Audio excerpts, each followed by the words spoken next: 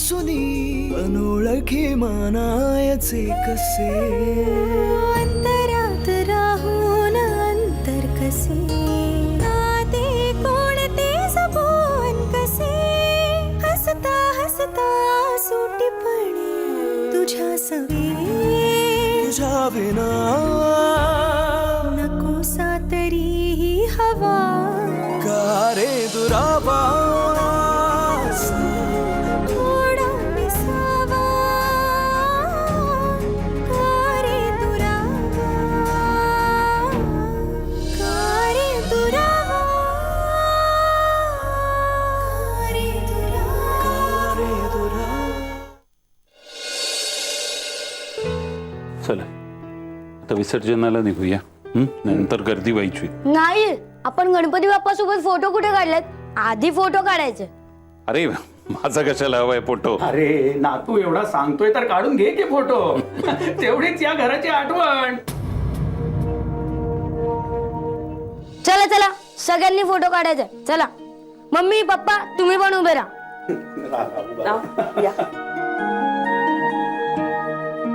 आदिती अगं ये ना.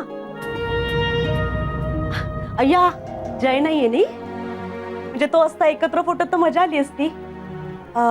पण आपण एक काम करू, आपण आधी आपला फोटो काढून घेऊ, जय आला की मग त्याच्याबरोबर पुन्हा एकदा काढू. हा आदिती आमचे फोटो काढतेस का ग? चिनू काकीला दे कॅमेरा, ती काढेल. हा ये इकडे. छान हस. हा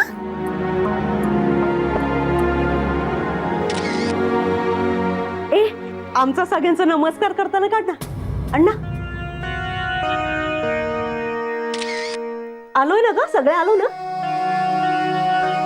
ए एक मिनिट. हा चिनू दोन्ही आजोबांबरोबर फोटो काढ. हा ये. नाही आता आमचे फोटो पुरे झाले. असं काय? तुम्ही तुमचे फोटो आटपून घ्या. झालं की आम्हाला बोलू. चल चल.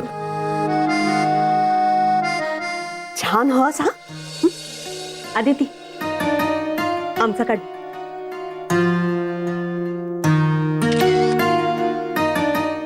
ए बघू बघू कसे आले. बघू. अय्या छान आलेत नाही फोटो. आदिती छान आहेत हा फोटो.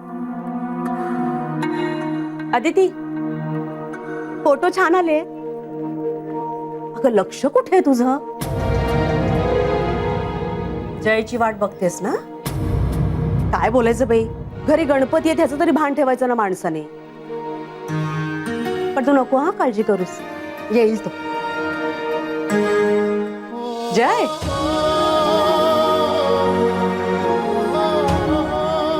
अरे कुठे होतास तू? आम्ही सगळे वाट बघत होतो. आता मी हेच म्हणत होते, गणपतीच्या 1.5 दिवसापैकी 1.25 दिवस जय गैरहजर असला तरी विसर्जनाला मात्र नक्की येणार. बघ आला की नाही. आदिती ये फोटो काढा तुमचा. लग्नानंतरचा पहिला गणपती आहे तुमचा. जोड्याने फोटो काढलाच पाहिजे. हा अगं ये ना.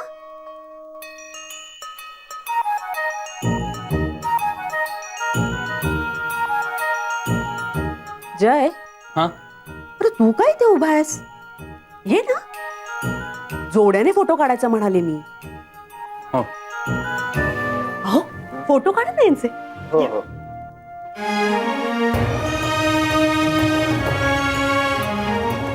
जय किती अंतर ठेवलंस दोघांमध्ये. हा जरा जवळ उभे राहा.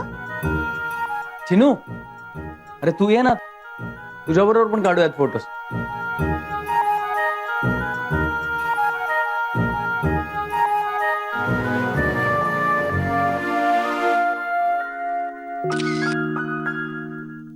मी प्रार्थना केली बरं का, बाप्पाच्या कृपेने तुमचं दोघांचे खूप चांगलं होईल. बरं झालं जय, निदान तू या विसर्जनाच्या आरतीला तरी आलास. अरे आपली ही या घरातली शेवटची आरती आहे जय. बरं चला आरती करूया. अण्णा, सदा काका, चला आरतीला या. अहो हे घ्या. हा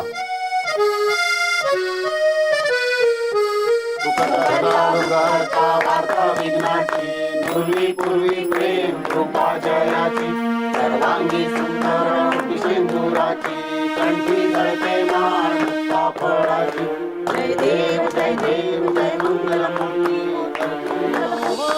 दर्शन प्रेमान कामना पूर्ती जय गौरी कमला चंदनाची उभी ओंकेश्वरा हिरे जडित मुकुट शोभतो भरा संस्कृती नुपुरे चरणी धारया जय देव जय देव जय मंगल मूर्ती श्री मंगल मूर्ती दर्शन प्रेमान कामना पूर्ती जय देव जय देव.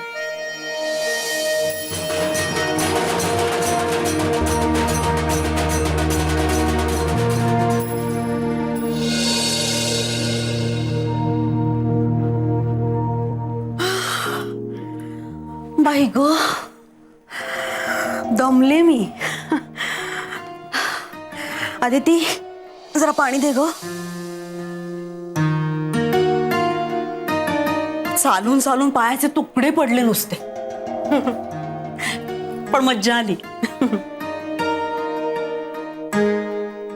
चिनू तर यायलाच तयार नव्हता म्हणून मग हे आणि चिनू तिथे चौपाटीवरच थांबले.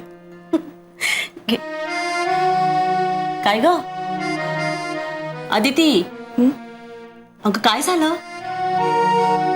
कसला विचार करतेस?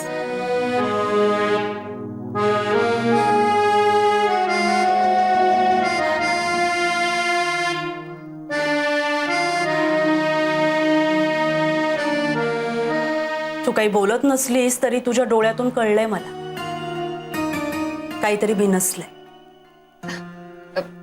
नाही तसं काही नाही.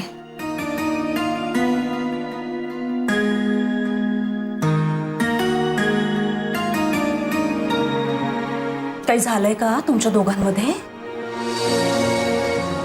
नाही तो तुला टाळत होता ते पाहिलं ना मी, म्हणून विचारते. हा म्हणजे किती वेळ बघत होतीस ग तू त्याच्याकडे?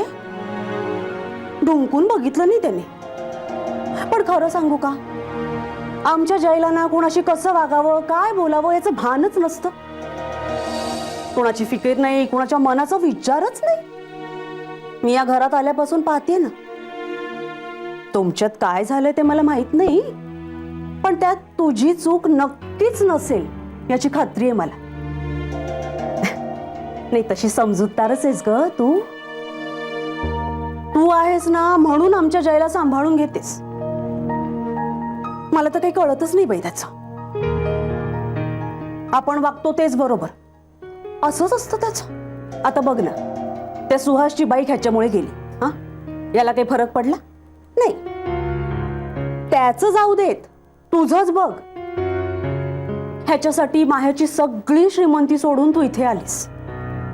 तुझ्या सुखाची पर्वा केली त्याने? भांडलाच ना तू.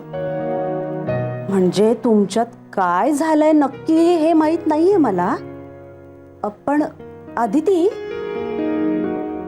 म्हणजे खरं सांगू का, तू ना आमच्या जयशी लग्न करून नाही म्हणजे मी स्पष्ट बोलते थोडंसं, पण तू रागवू नकोस. हा आमच्या जयने आजपर्यंत कुठली सुख दिली आहेत ग तुला? त्याच्याशी लग्न केल्यापासून मनस्ताप मात्र सहन करावा लागलाय. वहिनी नाही म्हणजे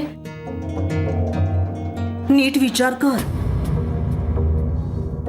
अजूनही वेळ गेली नाहीये. हा म्हणजे मी काय म्हणते कळतंय ना तुला? बस झालं. प्लीज प्लीज काही बोलू नका आता तुम्ही. हो जय तुमचा इतका मान राखतो आणि तुम्ही असं म्हणताय. जयमुळे तुला इतका त्रास होतो? मला जयमुळे त्रास होत नाहीये वहिनी. नाही ग म्हणजे मला अगदी तसंच नव्हतं म्हणायचं. पण काय ग, जयमुळे तुला त्रास होत नाहीये मग तू रडतेस का? मी रडते कारण माझ्यामुळे जयला त्रास होतोय. तुझ्यामुळे? हो माझ्याच मुळे. सुहास भाऊजींची बाईक विकली गेली. आपल्या घरून आईचं मंगळसूत्र त्यांना द्यावं लागलं. एवढा मोठा तमाशा झाला ना घरी, तो फक्त माझ्या आणि माझ्याच मुळे झालेला आहे. पण तुम्ही सगळे जयला दोष देऊन मोकळे झालात, त्याची काही चूक नसताना. त्या दिवशी अण्णा पण त्याच्यावर रागवले. तुम्ही सगळे त्याला बोललात का? त्याला का बोलताय? मला का कोणी काही बोलत नाहीये? ही सगळी चूक माझी आहे. तुझी चूक? अशी काय चूक केलीस ग तू? आदिती, अगं तुझ्याकडून काही घडलंय का? हा, बोल बोल, तू बोल, माझ्या पुढे मन सगळं मोकळं कर. मी आईसारखी आहे ना ग तुझ्या. वहिनी, वहिनी मी त्याची बायको आहे ना. मग जे जयला आवडत नाही ते मी कधीच करता कामा नये. हो ना? अजिबात नाही ग बाई. नवऱ्याला जी गोष्ट आवडत नाही ना ती करू नये बायकोने. किती त्रास होतो माहिती नवऱ्याला. हो ना? हो. मग मी तीच गोष्ट केली आहे वहिनी. मला माहित असून सुद्धा की जयला नाही आवडत खोटं बोललेलं. मी खोटं बोलले नोकरी मिळवण्यासाठी. आणि खूप रागवलाय माझ्यावर जय, खूप रागवलाय तो. नोकरी मिळवण्यासाठी खोटं बोललीस तू? असं काय खोटं बोललीस का? बोल, सांग सांग, मी कोणालाही सांगणार नाही.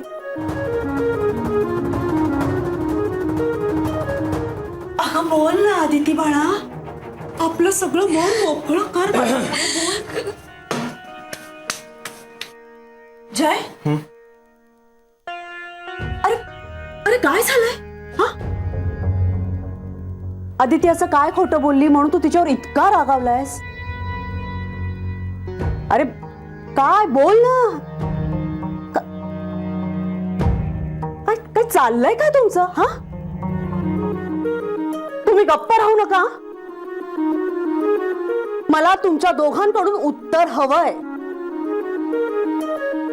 ही बघ, किशी सणासुदीच्या दिवशी भरल्या घरात रडणार, तू तोंड फुगवून बसणार.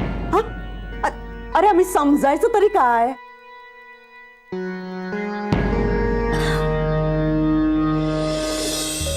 वहिनी मी सांगतो.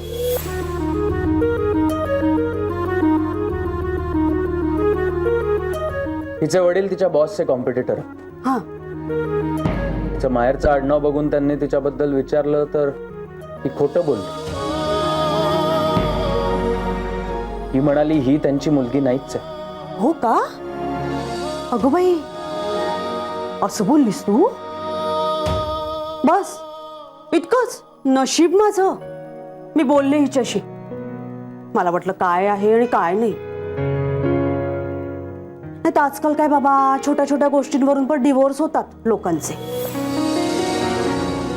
म्हणून म्हणते मी की बोला एकमेकांशी. आदिती, मन मोकळं कर अगदी. बोल. तेच मला हिच्याशी बोलायचं आहे. हो हो, म्हणजे काय? बोला. मी तर म्हणते भांडा एकमेकांशी, पण मन मोकळं करा. नाही कसं आहे, आता उद्या आम्ही विरारला गेल्यानंतर कोण असणार आहे ना तुमच्या बरोबर? जय, बोल बोल. वहिनी मला तेच जरा स्पष्टपणे बोलायचं. हा, अगदी स्पष्टच बोल. मी तर म्हणते आदिती, स्पष्टच बोल. सगळं मन मोकळं करून टाक. वहिनी आम्हाला जरा बाहेर जाऊन बोलायचं.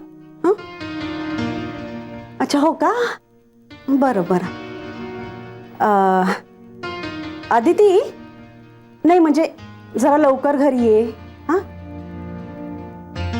भरपूर कामं पडलीत ना ग.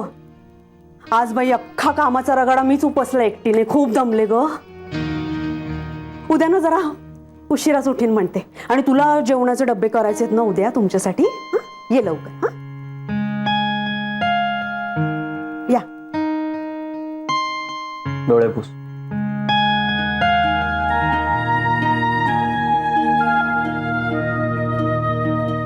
चल.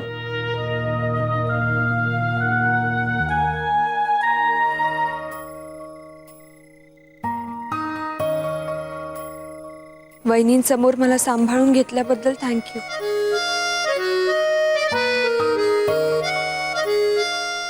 पण जय, मी खोटं का बोलले हे तुला समजून घ्यायचं नाहीये का? मला माहितीये तू माझ्यावर खूप रागावलायस. खूप मोठी चूक केलीये मी, आय नो. मला वाईट या गोष्टीचं वाटतंय की तू खोट्यावर खोटं बोलत आलीस आणि हे सगळं माझ्यापासून लपवलं. का वागलीस असं? तुला माहिती आहे मला खोटं बोलणाऱ्यांची खूप चीड येते. आपण आयुष्यात एखादी परिस्थिती सांभाळायला म्हणून खोटं बोलतो, ते खोटं लपवण्यासाठी पुन्हा खोटं बोलतो आणि मग आपल्याला असं वाटतं परिस्थिती आटोक्यात आली आहे, पण तसं नसतं. परिस्थिती अजून बिघडत जाते आदिती. आपण आपल्याच खोट्याच्या जाळ्यात अडकत राहतो. माझा आयुष्यभर विश्वास होता की काही झालं तरी माझी आदिती खोटं बोलणार नाही, माझ्यापासून काही लपवणार नाही. मी आज तुला इथे का घेऊन आलोय तुला माहितीये? कारण आपल्याकडून काहीतरी चूक झाली आहे, आपण काहीतरी लपवलंय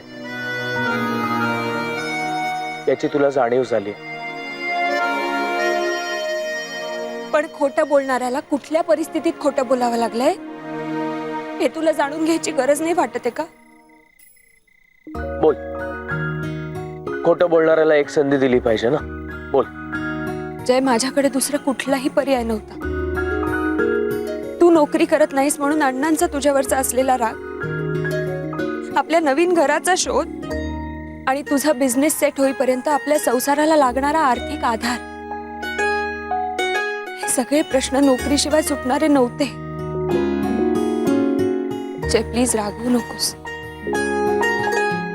पण कालपर्यंत मी नोकरी करणार नाही असं म्हणणारा तू आज नोकरी करण्याचा निर्णय घेतलासच ना? कारण मला पर्याय नव्हता. मला कळतंय जय. त्या दिवशी इंटरव्ह्यू झाल्यानंतर मी त्यांना तेच सांगणार होते की मला ही नोकरी नाही करायची आहे. एवढ्यात तुझा फोन आला जय, आणि फोनवर तू म्हणालास की आदिती सगळं संपलंय. तुझा खचलेला आवाज ऐकून मला कळेना मी काय करावं. खूप धडपडले विजय, आणि मला असं वाटलं की आत्ता ही जी संधी चालून आली ना, ती जर का मी स्वीकारली नाही ना, तर मग मला माझ्या जयचं स्वप्न पूर्ण नाही करता येणार. मला इतक्या चांगल्या पगारापेक्षा आपल्याला पडलेल्या प्रश्नांची उत्तरं दिसत होती तिथे. जय, पुढचे 2 दिवस कसे काढलेत ना मी, फक्त माझं मला माहितीये रे. आणि जेव्हा कधी मी तुला हे सगळं सांगण्याचा प्रयत्न केला ना, तेव्हा असं काहीतरी घडत होतं की मला तुला हे सगळं सांगताच आलं नाही. आणि मग नंतर धीरच झाला नाही. आणि मी अविनाश सरांना हेच सांगायला गेले की मला ही नोकरी नाही करायची, मला हा बॉन्ड फाडून टाकायचा आहे. आणि नेमका तिथे तू होतास. आणि अजूनही जर का तुला माझं बोलणं पटत नसेल तर मला फक्त एवढंच सांगायचंय जय, या जगात माझ्यासाठी फक्त तू महत्वाचा आहेस.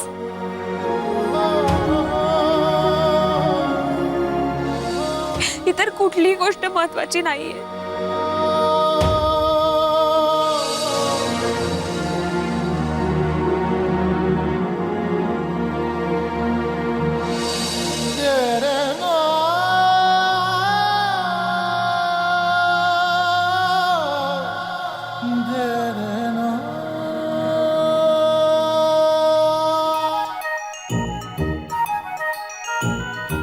I am sorry. जय, खरंच खूप नशीबवान आहे का? इतकं प्रेम, इतकं ज्या पुरुषावर त्याच्या बायकोचं इतकं प्रेम असताना तो जगात काहीही करू शकतो आदिती. तुला माहिती आहे, तुझ्या या प्रेमामुळेच मी आजपर्यंत कधी कुठल्याही परिस्थितीसमोर हार मानली नव्हती. आज पहिल्यांदा मला या परिस्थितीसमोर झुकावं लागतंय आदिती, फक्त त्या 5 लाखांसाठी. फक्त त्या 5 लाखांसाठी मी ही नोकरी नाही सोडू शकत. ही गोष्ट तितकीच खरी आहे की ज्या क्षणी ते 5 लाख रुपये जमतील ना, मी ती नोकरी नाही करणार. आणि जर खोट्याचं पारडं जास्त जड होतंय असं मला जाणवलं तर मी त्या क्षणी सगळं खरं सांगून टाकणार. मग खोट्याचं पारडं जड होईस तोवर का थांबायचं जय? हे असं खोटं बोलून नोकरी करण्यापेक्षा ना आपण स्वाभिमानाने संसार करू.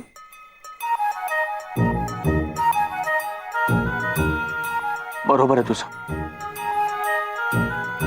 मी उद्याच अविनाश सरांना तो 5 लाखांचा चेक परत देऊन टाकतो. हे 5 लाख रुपये कसे जमवायचे ते आपलं आपण बघू. ती नोकरी नको. आणि हो, आपण त्यांना सांगून टाकू की आपलं लग्न झालंय. जय, मनावरचं खूप मोठं ओझं कमी होईल आपल्या, आणि आपण पुन्हा आनंदाने संसार करू आपल्या सुखदुःखांचं.